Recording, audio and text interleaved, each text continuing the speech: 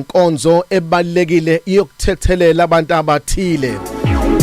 Ukuthethelela akusiyona into yenza ngoba nje uthanda, but it's the command from the Lord that we forgive those that have sinned against us. Sibathethelele labo abasonayo, sibaxolele labo abasonayo. Into kumele uyibambe. Number 1, forgiveness is a decision.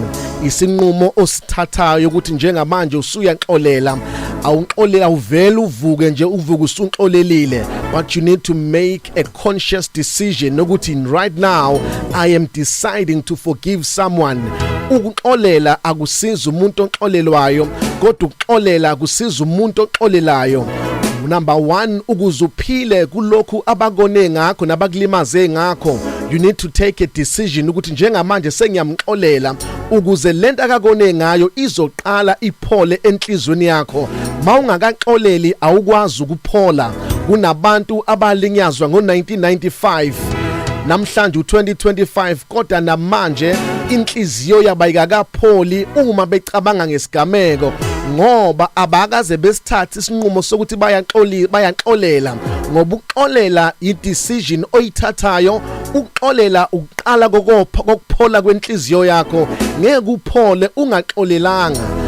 Lalela ke, ukuxolela kuvula iminyango ethile empilweni yakho.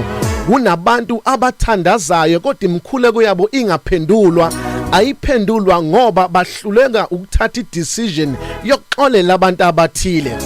Kunezinto engabe uyitholile kodwa namanje akakayitholi, zibanjwe ukuthi inhliziyo yakho ayikayithathi i-decision yokuxolela.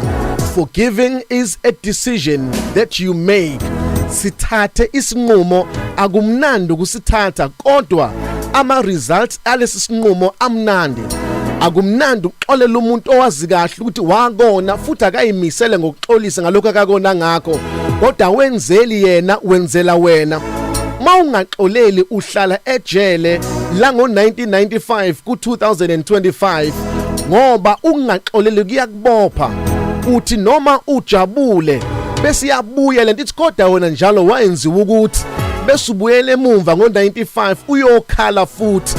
Manje mawuhamba nokungaxoleli uhamba nejele elikubophile, litshontsha intokozo yakho, litshontsha ukuphila kwakho.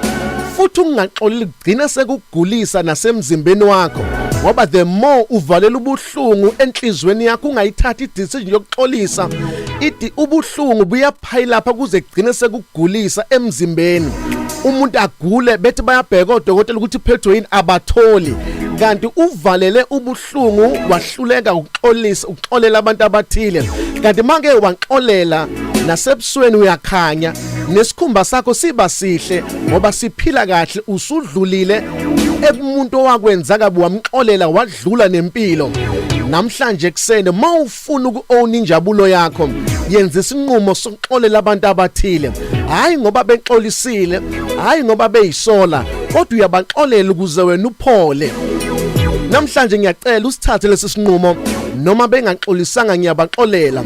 Nawe ungafanele ukuxolelwa, kodwa uNkulunkulu waxolela unje. Unezinto ezingako zenzile kodwa uNkulunkulu waxolela.